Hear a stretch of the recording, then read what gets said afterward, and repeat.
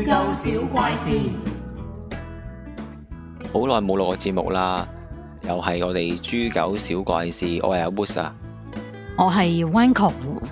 咁我哋今日呢，就講下啲日本嘅職場嘅怪事，咁呢啲呢，同靈異就冇關係嘅，因為覺得呢，人比起嗰啲嘢呢，就更加古靈精怪，咩人都有，所以我哋今日揀咗幾個 case 出嚟呢，同大家講下我哋職場發生嘅怪事嘅。咁第一個係點㗎？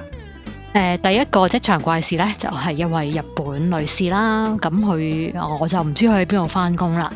咁佢就話有一日佢返工，咁佢可能接到電話啦，咁就佢個女又發燒，咁於是佢又同個上司講：咁我個女又燒到38度啊，所以我想早啲走返去睇佢。咁點知佢上司就咁答佢喎。上司話：哇，你咁小事，個女發燒啫，好小事嘅咋，冇嘢㗎，你返去做嘢啦。咁啊，嗰陣當時嗰位女士就好唔甘心啦，好委屈啦。咁啊，佢話就8日之後，咁嗰個上司咧，即係嗰位女士翻緊工嘅時候咧，點知佢上司又打電話嚟喎。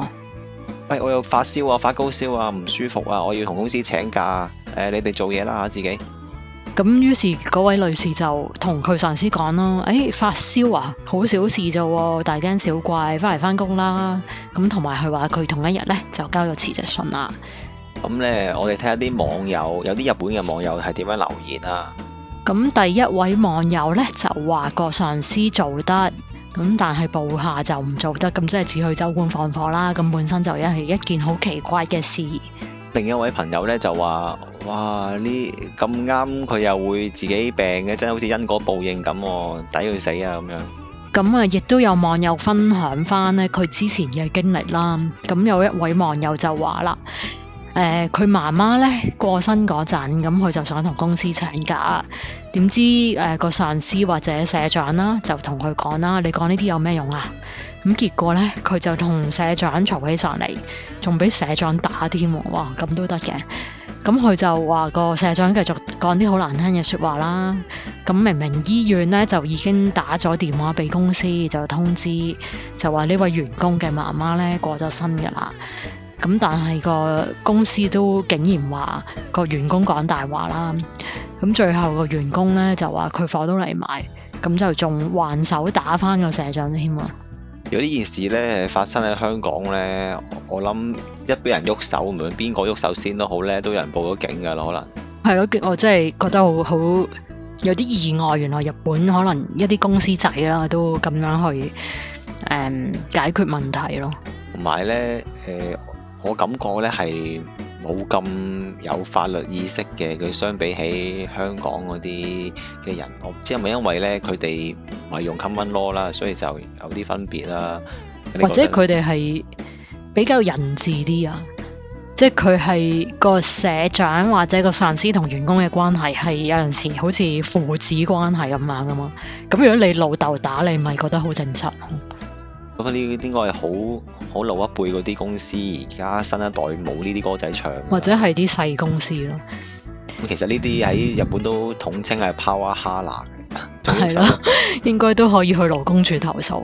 如果佢哋有咁嘅，好似係有咁嘅投訴部門嘅。係啊，我哋喺下一個 case 會見到嘅，其實。咁不如我哋講下一個 case 啦。好，你講啊。咁就係話呢位呢個員工啦，呢個職員啦，應該係住喺一啲比較偏遠嘅地方嘅，所以佢返工咧就要搭車又轉車咁樣，要好耐時間嘅。咁佢就話有一日咧，因為打風啦、落大雨啦，咁嗰個電車就停咗。咁佢話因為係鄉下地方啦，咁就得一條電車線，咁就係我諗係都係嘅。其實我哋香港人就慣咗交通好方便啦，你地鐵停咗咁，雖然係搭巴士可能唔方便啦，起碼你有得揀啊嘛，或者你搭的士都可以就去截的士啊。喺香港咧就打風冇車搭，就喺度擾攘咯，喺個車站度鬧啲職員咯。係，咁佢哋就即係都係無奈接受啦。喺日本我諗，因為都個車站分分鐘都冇職員俾佢鬧嘅。上次咧冇幾耐之前，東京呢邊咪有好似連續3日有2次啊，佢咪癱瘓咗嘅。我唔記得咗 JR 同邊個，跟住政府都冇要求佢交報告啊，又冇人去譴責。可能有嘅，其實你睇唔到啫，可能係有。但係啲人都會好體諒佢哋，佢都好慘好辛苦㗎啦，佢哋有個信任喺度咯。不過我哋不如翻嚟呢個 case 先啦。咁呢個 case 就係個暴風雨令電車停咗啦，咁個電車就慢慢喐啦，同埋中途可能就停咗架車，咁就所有人都要落車行路啊。咁行路就要再轉車啦，咁同埋每一個站，即係我諗佢可能真係好遠啊啲站分鐘，每一個站都要30分鐘咁耐喎。咁佢就即係嗰個員工就覺得，不如都係請有薪假翻屋企算啦。咁於是打電話俾公司咧，就話想請假，咁但係個上司就唔俾喎，又叫佢一定要翻工。咁佢話之後就好唔容易咧，就去到地鐵站附近。咁我唔知佢可能佢嘅意思有少少似係搭火車就出到市區，咁啊喺地鐵站附近。咁佢就話咧，點知屋企人就啱啱打電話嚟，就話佢個婆婆情況危急，咁就同我即係通知聲佢啦咁樣。咁佢話咁啱個醫院咧就喺嗰個地鐵站附近啊，咁佢就想即刻過去嘅。咁但係佢一路講電話咧，咁一路個電車就開咗啦。咁佢再打電話俾公司話婆婆危急啦，咁就算唔當有薪假咧，今日都返唔到工噶啦。咁但係個上司咧就話你一定要嚟，你唔好講大話。咁跟住個員工就話啦，咁返唔到嚟就係返唔到嚟噶啦。咁於是佢就喺下一站落車，咁又轉車去醫院。之後咧，佢話佢都有去通知公司去婆婆過身嘅時間啦，同埋應該係守夜同埋葬禮嘅安排嘅。咁佢話個公司就連基本員工福利就係送花啦都冇嘅。咁可能日本有呢啲就係屋企人過身會送花俾嗰個員工屋企人嘅葬禮咁樣嘅。咁佢話後來佢同人事部講啊，咁人事部竟然話我冇聽過喎。咁佢嘅意思即係話佢有同上司同埋可能佢嗰個分公司啊去申報咧佢屋企人過身嘅，但係個公司咧就冇幫佢再去話俾人事部聽，咁所以人事部就冇呢個員工福利俾佢啦。因為個上司由始至終都冇信過佢講嘅嘢啊嘛。係啦，咁佢話一路追查落去咧，個上司終於都同佢道歉啦。咁但係個上司因為驚傳到去110啊，我諗佢呢個員工投訴熱線，即係個上司驚呢件事，或者嗰個公司，我諗係個分公司啊，驚呢件事咧傳到去嗰個叫做員工110，即係員工投訴熱線。咁可能我諗佢可能係一間比較大嘅公司，有個 headquarters 下低有唔同分公司啦。咁有啲咁嘅事件一定會被認為係叫做帕拉哈勒啦，職場凌霸。咁佢就一定會被調職嘅。咁佢話，但係佢就最後都係被調走咗，因為可能係嗰個員工向人事部投訴嘅。咁咧呢件事咧就你係好一個好典型嘅例子咧，就係佢哋咧覺得工作大過天嘅，大過你屋企人啊，大過你屋企有事，而且你真係講一啲藉口，佢認為係一啲藉口啦，以挖 cat 咧，咁你就一定係講大話佢嘅，你啲人一定係懶嘅，上翻工一定係講大話咁樣咯。同埋不過佢因為佢當時就已經係個交通好不便啊嘛，咁本身佢話佢交通不便，咁我可唔可以即係我諗佢30分鐘一個站去翻公司都可能遲咗2個鐘，冇咗半日啦。咁樣就變咗佢咪本來想請有薪假咯，咁但係最後上司唔俾佢請，咁佢咁啱有個婆婆又即係情況危急，咁變咗佢上司就認定你根本就係想請假，咁你又揾個藉口。係啊，咁嘅其實就唔可以喺呢一度咧，就唔可以完全怪佢嘅上司嘅，因為咧好似你喺香港咁咧，你有啲咩交通癱瘓之類咧，好大新聞噶嘛，即刻報晒噶嘛。佢呢度啲如果就東京好啲啊，如果你啲小地方嘅電車突然之間話停駛或者咩，因為有冇啲意外，佢唔係即刻有新聞報導啊嘛。你就咁聽上嚟咧，佢哋好似喺度有個藉口咁啦，跟住過咗陣又打嚟又話屋企人有事，就感覺就好似你3番4次都係唔想翻工揾藉口咁樣咯。咁都有可能個上司係咁諗啦，同埋我諗可能即係而家睇新聞都聽講話日本係好缺人手啊，咁變咗可能對個上司嚟講，我唔知佢係做咩行業啦。假設佢係做飲食業，咁佢可能少咗個人手係真係搞唔掂咯。其實呢樣嘢唔止佢哋啊，就算香港啊，呢日人手都係揼揼冚㗎啦，唔會請啲redundant 嘅翻嚟噶嘛，所以冇乜分別嘅。其實一樣都係少一個人就踢晒腳㗎，其他人。咁可能佢講睇佢咁講呢，佢哋係咪啲連鎖店嚟嘅？你當係嗰啲華裕結咁樣連鎖店，佢可能咧一個起兩個止嘅，你仲話唔翻工，嗰個做埋你嗰份咯，可能佢有所謂店長都要。咁都係嘅，咁可能即係佢個上司都好大壓力，咁但係最後佢冇去幫佢申報話屋企人過身咁啊，都有啲過分啦。係啊，呢一點啊係啊，因為如果佢已經有晒證明啦，有晒醫院證明，冇理由咁都唔信佢噶嘛。咁呢一點啊，真係個上司做錯嘅。不過我哋而家睇即係 cut 開呢一個小嘅 segment 嚟睇啫，可能即係佢不嬲得罪咗佢，或者本身有牙齒人，我哋都唔知啦。係啊，咁但係如果呢件事換咗喺香港，你又點睇啊？即係如果有同事話：哎呀，今日好大雨啊，停晒地鐵，停晒咁，翻唔到工。睇你做咩啊？如果你頭先講你可以 work from home 嗰啲咁嘅 office work 嘅話呢，有可能可以嘅。即係大家都聽到話嚟西鐵冧咗咁樣，你由元朗翻唔到嚟中環，咁你我寧願翻屋企去做嘢啦，咁樣仲可以啊嘛。但係例如佢頭先我講啲連鎖店冇可能噶嘛，咁咪點都叫你翻嚟。係啊，咁所以都點解即係翻工大過天嚇？即係一落大雨打風，啲人個個走晒出嚟排隊。其實係好多人佢唔係翻 office work，佢係服務業嘅，佢真係要喺現場嗰度做嘢，咁所以先至會有咁嘅情況咯。但係之前我聽我其中一個 sensei 講呢，佢嘅丈夫呢，其實都試過係上次大地震啊，應該係2011-311大地震嘅時候呢，呢邊東京其實都有一定程度嘅損毀嘅。咁我就問佢：喂，咁係咪唔使翻工啊？咁佢第二日即係可能未修復到啊嘛。之後佢話唔係㗎，睇下你係邊一種工㗎咋。佢丈夫當時都搞到好似成凌晨先翻到屋企，可能行翻屋企嘅。咁我心諗，你如果咁嚴重，第日都開唔到車嘅。佢話嗰啲人自己諗㗎啦。如果公司叫你唔使翻就唔使翻，如果冇講，你聽日都係要準時翻到公司㗎。咁真係好敬業熬業啊，日本人。睇你點睇啦。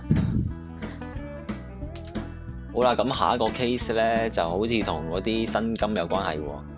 係啊，咁呢個 case 就係嗰個作者啦，就話自己係 interview 應該，咁 interview 完咁佢又有 offer 啦，咁所以就人事部就同佢傾嘅，咁就人事部就同佢講啦。呢個職位呢，我哋公司呢嘅薪金呢係會由400萬日元起跳㗎。咁跟住個作者就話：唔該晒喎咁樣啦。咁點知睇到第一份糧單呢，月薪就得23萬。咁佢就心諗啦：喂，如果年薪係400萬，咁每個月唔係應該有33萬咩？咁我就同人事部就問清楚啦。咁人事部點答佢呢？因為呢，你嗰份糧呢，其實係年薪嚟嘅，個年薪呢包含咗個花紅在內嘅，所以加埋花紅呢，年薪呢就有400萬日圓㗎。咁呢，佢就即係都好計數計得好快咁即係120萬日元係花紅啊嘛。咁即係其實等於幾多個 percent 啊？等於差唔多30幾個 percent 啊。係咯。跟住呢個人事部就答佢啦。其實呢，花紅就當然要睇公司嘅業績啦，所以我哋唔擔保一定有㗎。咁跟住嗰個作者心諗：喂，你明明招聘廣告上面寫住有年薪400萬日元嘅喎，同埋你都同我講㗎嘛，400萬日元起跳㗎嘛。咁於是佢就走咗去勞基處，咁就係日本嘅勞動基準監督處嗰度諮詢啦。咁個監督官就話：呢一份係虛假嘅招聘廣告。咁而家呢個公司就收到叫做市政勸告啊，即係可能係有個 warning 由政府發出俾個公司咯。咁呢個都幾搞笑喎，即係嗰個明明係寫住400萬起跳，咁去到又話其實唔係啊，你有差唔多有成30%幾都係花紅，同埋係唔保證有㗎。呢啲就算咩人聽到都知一定係呃人啦。咁同埋通常呢啲咧喺日本都係啲細公司嚟嘅，所以其實咧喺日本咧嗰啲人都好恨入啲大公司做正社員，因為咧好多時又會有保障啦，同埋佢信任啲大公司嘅制度同埋福利都相對好啦。呢啲咁樣嘅公司細公司咧，好多時咧甚至係啲派遣嘅公司咧，佢哋都係幾剝削佢哋員工嘅。呢啲新聞其實你聽不少。但可能佢喺個廣告嗰度就會去講大咗自己嗰個薪金咯，因為我諗請人都係困難嘅。係啊，咁變咗佢想吸引多啲人去應徵咯。係啊，佢想擴大降低個入門門檻，咁啊多啲人入嚟，咁啊等佢慢慢揀咯。係啊，同埋咧，佢好多時都係我另外聽過一個 case，就唔係嗰個薪金係即係有改變咯，就係可能嗰個人咧就喺東京 apply 咗份工，咁啊請咗佢啦。咁但係翻工唔夠幾日就話要調佢去大阪咁樣。咁其實都幾大鑊㗎，即係你冇諗住突然間要去另一個城市生活㗎嘛。你可能喺呢邊你又交個租咁樣，你又簽咗約，即係同埋你即係你置咗頭家喺度，你可能又買好多家私啊。咁你無端端好難一時之間又走去另一個城市生活咯。呢個係一個其中一個日本人唔一定係咁好去買樓嘅原因嚟㗎，因為佢啲公司咧嘅職位咧，就算大公司都好啦，可以調你地度咧，變咗你冇得 say no 㗎。你除非你自己辭職㗎就，或者同公司傾啦。但係多數咧，喂，你唔去嘅地方都唔想去㗎。咁所以咧，你萬一要去咧，你又買咗樓咧，咁你就慘啦。你又要供一層樓，可能你可以租出去啦，但係另外你又去第二個地方住啦。咁所以嗰啲咁唔穩定嘅情況之下，啲人都未必中意買樓，中意寧願自己租樓咯。同埋我諗係因為佢嗰個地方人口咧好集中喺大城市，變咗有一啲小地方啊，或者唔係喺東京大阪嘅地方咧，就比較難請人。咁變咗佢又走去好似扮喺東京請個人啊，其實又調咗佢去唔知邊度，調咗去福島啊、咩仙台啊嗰啲咁樣咯。咁另外就係聽到有啲 case 咧，就係話我一買樓，我公司又調咗我去另一個地方啦，因為嗰個人就要供樓啊嘛，咁佢冇咁易辭工啊嘛。不過咧，而家其實個趨勢都係其中一部分嘅人咧，都唔中意住喺大城市嘅，或者喺度出生喺度長大啦，都未必中意大城市啦。其實我都係嘅，咁所以咧，有啲人咧會反而如果佢哋可以 remote work 嘅話咧，佢哋就會揀去一啲偏遠啲嘅地方，而嗰個地方嘅政府咧有陣時咧又會喺啲東京嗰度咧會做一啲展覽活動啦，去吸引佢哋去當地住啊，提供一啲支援服務咁樣。咁不如我哋又講下一個 case 啊。呢一個 case 咧係關於交通費嘅。呢樣嘢咧，香港咧，我諗你都聽都未聽過㗎啦。但喺日本咧，就係一個你打工又好，打工意思係炒散，又或者你真係做個正式有份工係有正社員都好啦。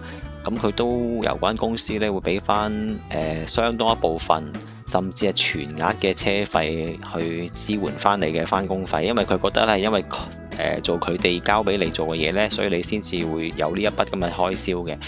咁呢一筆錢呢，好多時呢，就會一筆過嘅形式去俾翻個員工啦。咁好多時會視乎個員工由 A 點屋企去到 B 點公司之間呢，搭嗰啲電車。佢哋有一個好似我哋嘅月票咁樣嘅，咁你就俾一個咁樣嘅費用喺佢個薪金度俾翻佢哋，而呢一筆錢咧係唔需要交稅嘅。咁呢一個 case 咧就係咧，有一個打工仔啦，咁佢就做嗰份工咧係因為嗰份工寫到明咧會全額支援佢嘅交通費，所以佢先至去選擇咗嗰份工嘅。但係當佢出糧嘅時候咧，佢發覺咧原本佢嘅每一個月嘅交通費係15,000 yen，但係佢收到只係1萬 yen 啫喎。咁佢咧就去問嗰個會計，喂，點解少咗5000 yen 㗎？咁咧個會計咧就同佢講啦，喂，招聘廣告咧所寫嘅咧係講緊我哋公司會全額範圍之外俾你嘅，而我哋嘅全額嘅定義咧就係10000嘅啫，所以我最多只可以俾10000你。咁呢個人咧就最後好不忿啦，咁佢又去勞基處度投訴啦。咁咧由政府出面咧去警告間公司啦，咁間公司最終咧要將過去佢所欠佢嘅嗰啲交通費都一次過俾翻晒佢啦。咁即係呢個都係有少少嗰啲叫做即係同嗰個招聘廣告所講嘅不實啦，即係不實嘅。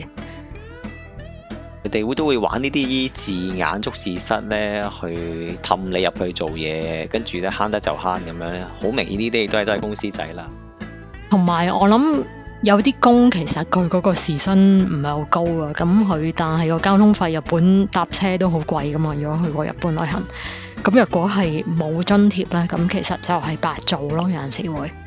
之前我哋一個日本朋友咧，可能成10幾年前喺香港做過嘢嘅，佢咪話我初出嚟香港咧，我知道原來份工係冇交通費嘅，佢都好驚訝喎，嚇親咯，佢都因為咧日本一定有噶嘛，咁佢又唔知香港啲交通費係好平嘅，咁後來佢知道咗之後咧，就覺得都好可以接受啊。但係其實而家香港有啲交通費都唔係好平，我見即係有啲人可能佢住新界咁，佢要喺港島翻工都成20幾蚊一程，咁其實都同日本差唔多，400 yen 一程。係喎，你講緊喺日本咧，你搭一個站都差唔多等於香港10蚊啦。即係但係長途可能差唔多咯，即係400 yen 其實都搭到好遠啦。都係嘅，10公里範圍。咁所以香港若果佢係一個低收入嘅工作，而佢係冇交通津貼，其實都幾大鑊，我覺得。不過咁全世界係得日本先有嘅咋嘛呢啲嘢？咁就唔知啦，咁睇下有冇其他地方住嘅網友可以話俾我哋聽咯。好啦，咁我哋今集嚟到呢度先啦。好啦，下次再見。係啦，再見啦，拜拜。